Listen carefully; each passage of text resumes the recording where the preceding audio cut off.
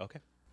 Hey, everybody. Welcome back to Untamed Terrain podcast. We are traversing life's chaos daily, and we're here to talk to you guys about it. So, today we're talking about not living in the past and looking forward to the future, which something that Lori and I have really embraced, and we've got a lot to talk about as far as our future goes, but we also want to talk about the things that have held us back and the issues of living in the past and what that can do for you as a person and how it can hold you back from getting to where you want to be. Absolutely. A few years ago, there was a movie that came out called The Family Man, and has Nick Cage in it, and I think Taya Leone, if I'm not mistaken. And it's all about if he had taken a different path, what would have happened. Um, you know, we talked about this on the way in this topic, and I want to kind of start out with what our lives should have been, Yeah. as we grew up and what we aspired to be, what the path should have been, and then It's where we it's funny changed. that you bring up a movie because my biggest movie, if there was a movie written about me, it would have been Mr. Destiny. It was about if I'd only got the hit. I was a sophomore in high school on varsity baseball. There was only three of us, and we sat the bench the whole game. It was a state quarterfinals, and got down. Baseball game's supposed to be 7 innings. Got to 13 innings. Bottom of the 13th, coach says, "Cedillo, if Eulinger gets up, you're hitting for him." Okay, so guess what? Eulinger got up. I battled for about 10, 15 pitches and ended up striking out. So that story of if I would have only got the hit, how would have my life changed? We've gone on maybe to the state semifinals and then finals potentially. But looking back on decisions, and I wanted to be a firefighter. I had actually originally went to school to become a teacher. I wanted to coach, and then I got in as I was in school. I had some friends kind of go into the fire department. I thought, well, okay, this is definitely something I want to do. I've always wanted to just help people. That's been my nature, and never really acted. I took plenty of tests. Phoenix Fire Department was very competitive in getting in, so I never got the opportunity to get beyond the written test and the interview and the physical test. So life just kept going forward as it was. I was an electrician, and that was my summer job, so I could play baseball. And I kind of let that lead my way, and up until my mid to late 20s, and after my first marriage. So what was your origin? What was your backstory? Where did you want to go? So I was pretty ambitious in high school, Mm-hmm. very involved. I did pageants for 25 years. Mm-hmm. And so I was always had a lot of extracurriculars. I was also an athlete. And I demanded a lot of myself. I was the youngest and kind of the accident baby. My parents did not intend to have me.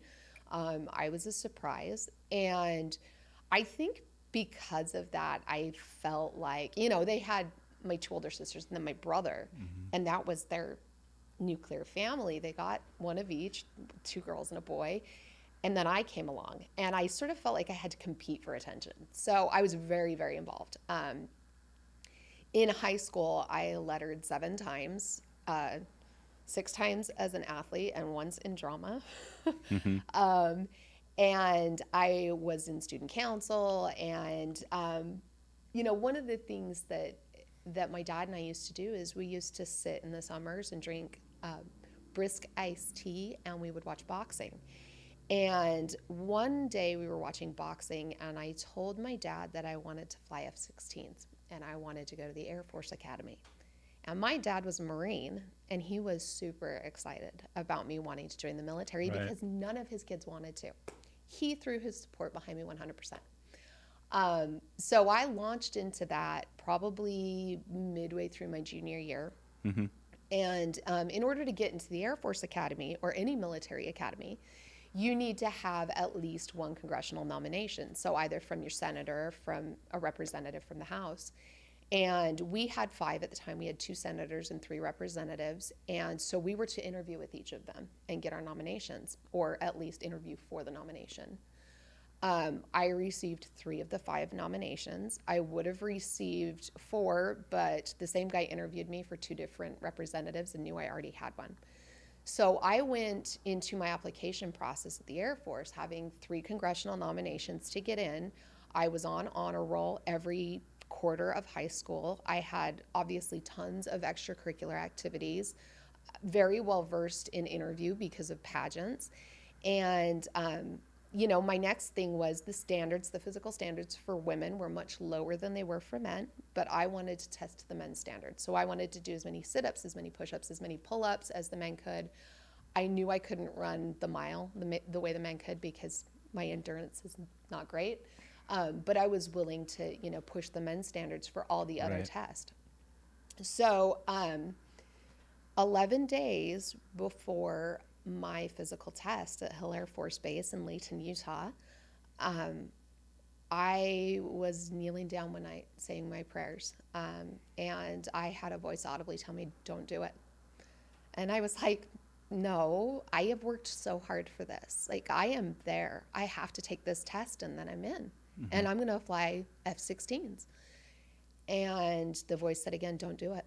And I was like, okay, I'm going to bed. It's late. I must just be tired. If this feeling is the same tomorrow, let me know. And I woke up in the morning the next day and I heard the voice again, don't do it. And I was like, oh God, I'm going to have to go tell my parents that I'm not doing this. And I went up to my parents' bedroom and I said, I can't tell you why, but I'm not supposed to go into the Air Force. Yeah. And they were so mad. I mean, they were so mad. I think that was probably the first time I really, really disappointed my dad. I'm not mad. I'm just disappointed. Yeah. Oh, he was mad too. He was disappointed and he was mad. It wasn't. Yeah, he was livid. And I called the Air Force Academy and I said, I have an appointment on the 11th of January. I need to cancel my appointment. And they said, oh, okay, we'll postpone it to when? And I was like, no, I'm not rescheduling. I'm not going into the Air Force. And the secretary was shocked. Why? You have your nominations. This Yeah. is the last thing you need to do to get in. Why aren't you doing it? And I said, I don't know, but I'm not. So I was supposed to be an F-16 pilot. Mm-hmm. That's Wow. what I was supposed to do. Yeah. It's interesting how little detours and little bits, and yours wasn't a little detour, it was a major decision because you'd put so much effort into getting to that point and achieving that goal. So, we talked about me getting to a point to where I was in college and wanted to be a teacher, wanted to coach, really wanted to coach. I wanted to be involved and still in baseball. I had played through a couple years of college after high school, and I love the game. I still do. But I decided to let my first wife finish her bachelor's degree while I continued to work because at the time I was an electrician. I was making pretty decent money and life was okay. Life was pretty good. And so obviously divorce happened. And so I had to support myself. I had to keep working. And I stayed in doing electrical work for a while. And I just decided, I don't know. I don't want to grow up the way my family did, working so hard with their hands and their bodies the rest of my life. And so I was sitting having lunch one day at a P.F. Chang's, and I asked the manager on duty if they were hiring. And she said yes.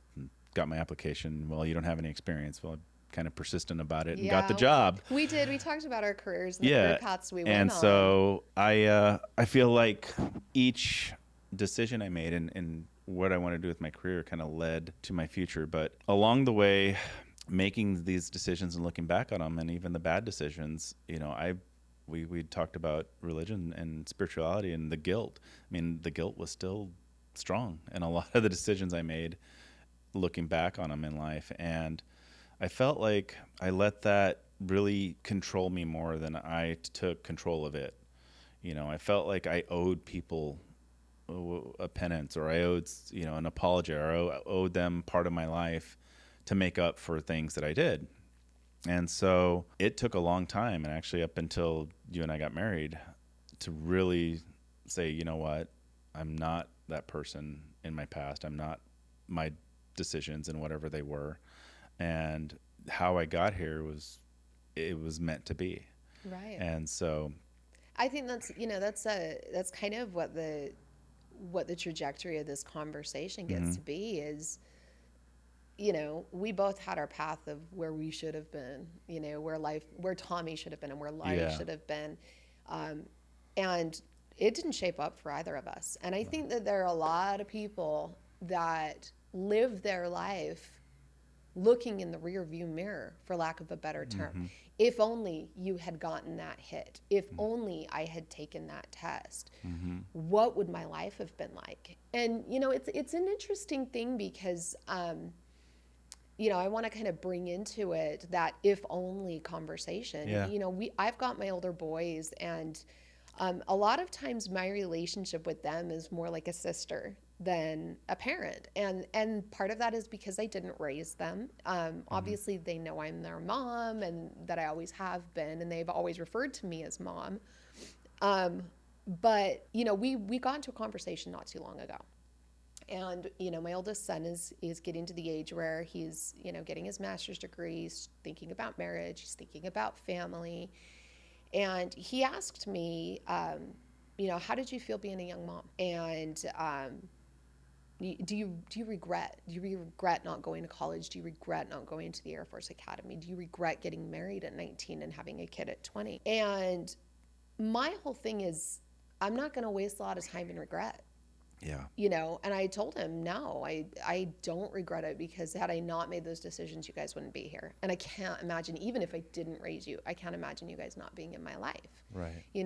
And then he told me that his dad actually did say he regretted marrying me and regretted not doing more to build his future as far as his career was concerned. Mm-hmm. He regretted the wedding, and it kind of hurt. It didn't hurt me, but it hurt me for my children. Yeah. Because they're a product of the decision made. And that's kind of where I wanted to go with this conversation is, the dangers of living in the past as opposed to learning from the past and living in the future living in the present planning for the future. Yeah, I think regret is a weight. It'll hold anybody down in whatever direction they want to go. And that example, and it hurts people, even beyond the decision that was made that you regret. Acknowledging that regret and having someone feel that statement, well, does my dad not want me here because he regrets the marriage that I had to his mom? Those kind of things, they play into anyone's psyche. And I think living with those decisions and living with the regret and the if only totally stifles your ability to move forward and your ability to make decisions and take risks going forward, because you're gonna, I failed at this before, I made the wrong decision, at least in my head, before. And so for me, it was, really the one thing that I held on to is I should have worked harder for what I wanted. And so moving that and translating that into what you and I are building moving forward has been a big step for me, and not looking back too much, but just learning from those decisions and learning from not putting enough effort into getting to the next step. Well, I'm going to put more effort into getting into our next step and into our future and our business endeavors and our relationship, and put in the work to do so. Absolutely. Yeah. Because there are windows of opportunity and they close. Yeah. I mean, this is a conversation, a story I shared with you not too long ago.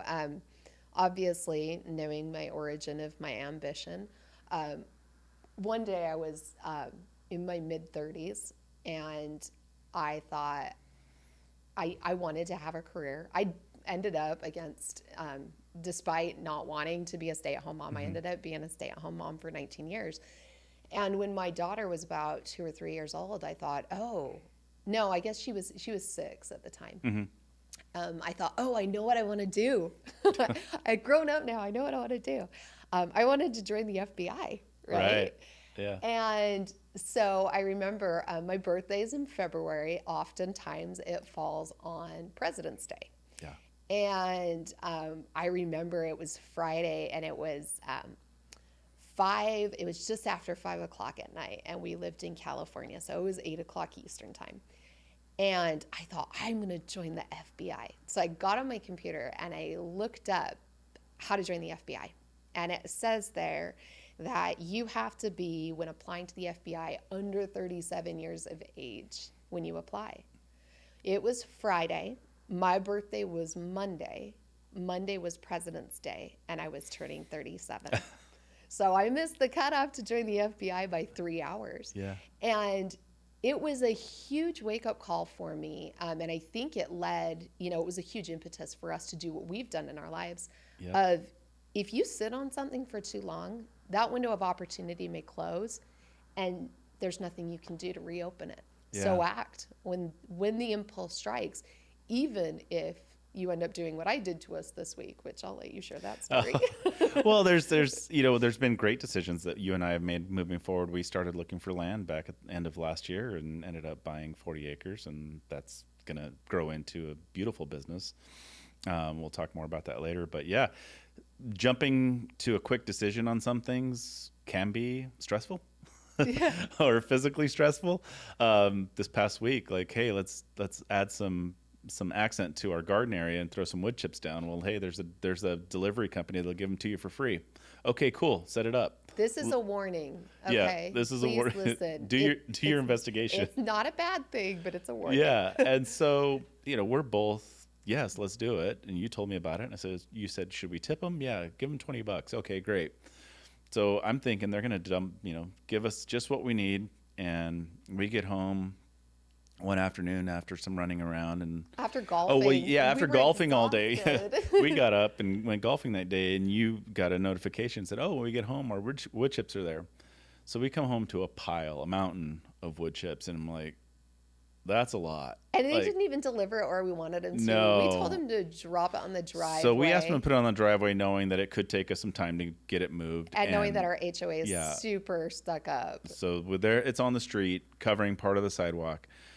Long story short, we get probably 10, 12 wheelbarrows into what we need for the side yard and get back, and this thing has barely got a dent in it. And so, like, what do? We don't want to spend the money to get a tractor, to get a trailer, to do all this, because it's like totally defeats the purpose.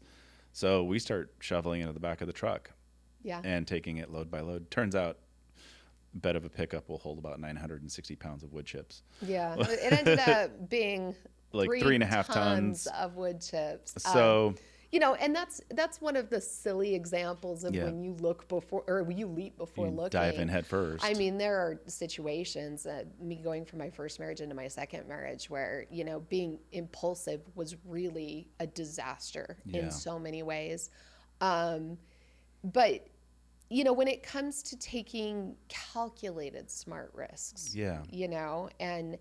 and being able to move forward based on the lessons of the past. Obviously, me jumping head on into a second marriage after my first marriage, there was a huge painful learning curve there. And, so I got to learn from that past mistake. Right.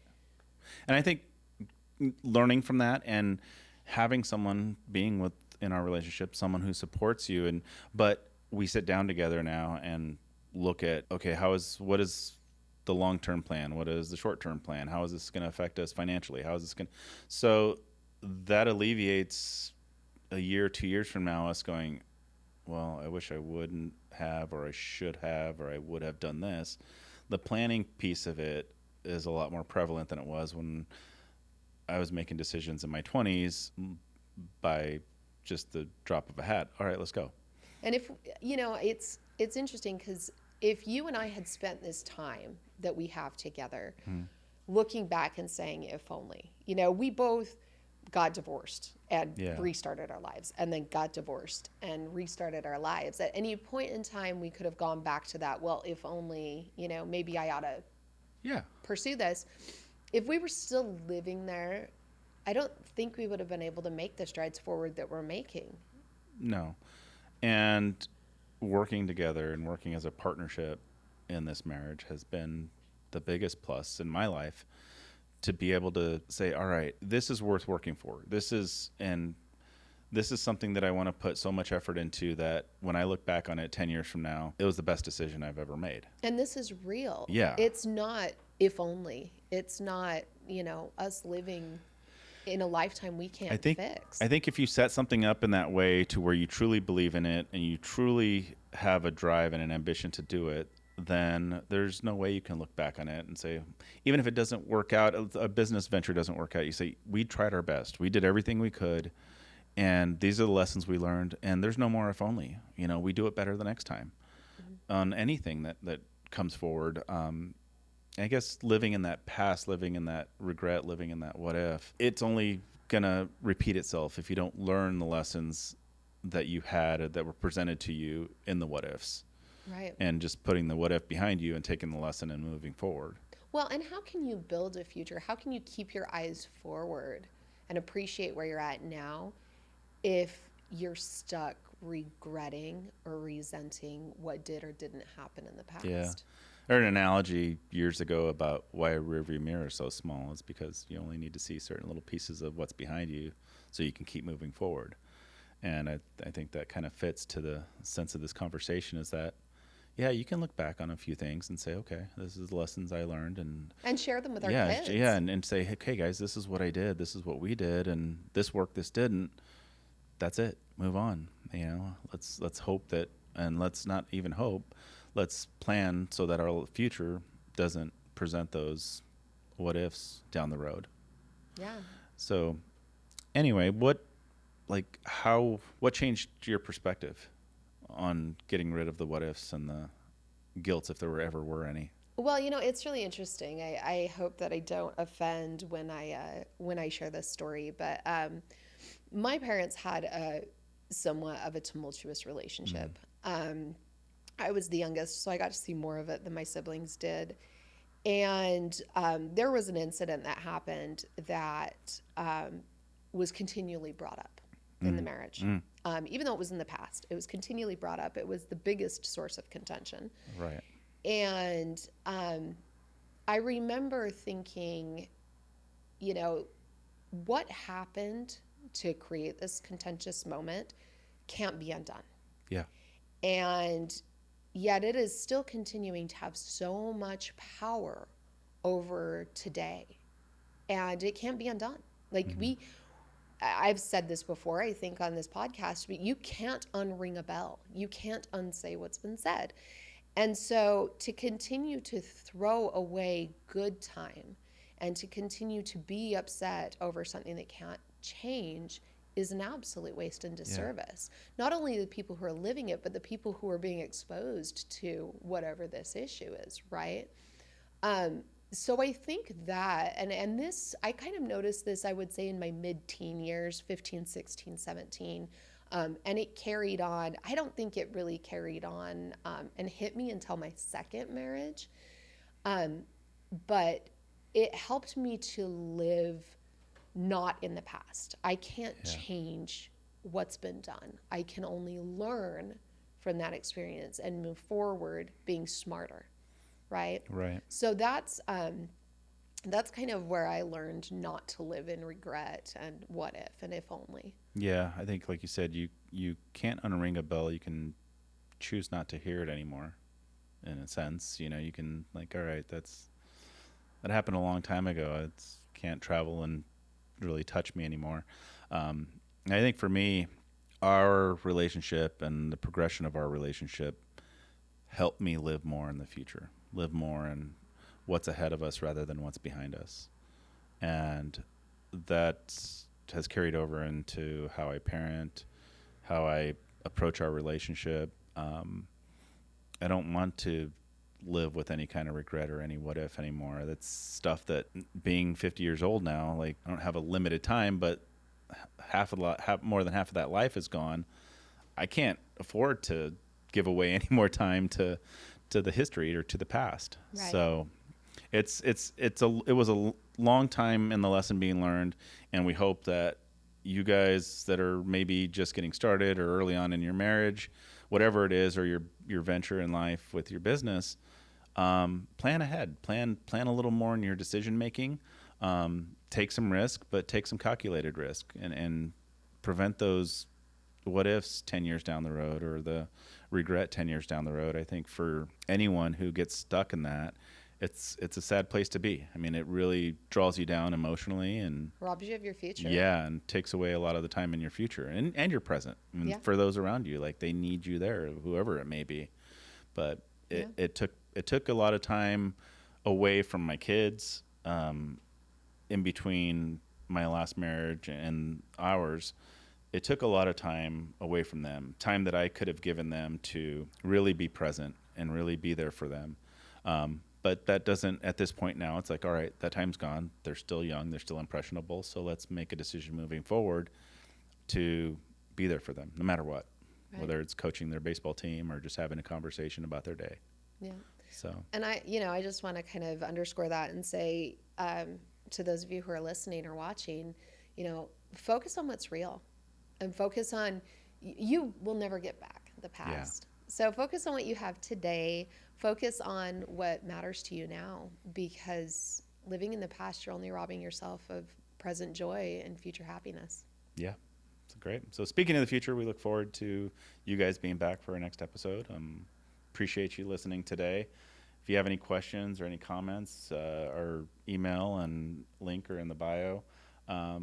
Feel free to reach out. Feel free to share your experiences and give us some feedback on what you want to hear moving forward in the future. Yeah. And if you're dealing with any trials in your life and you need a little perspective from some people who have been down that road, Yeah, let us know. we've talked about it a lot. I mean, we're not certified in any kind of way to be therapists or whatever, but we do have a ton of life experience, and we've learned a lot from our own paths and our own careers, in a sense. And that's where they should stay. Lessons, Yes. not a guide point. Exactly. All right. Thanks for watching. All right. Goodbye. Bye.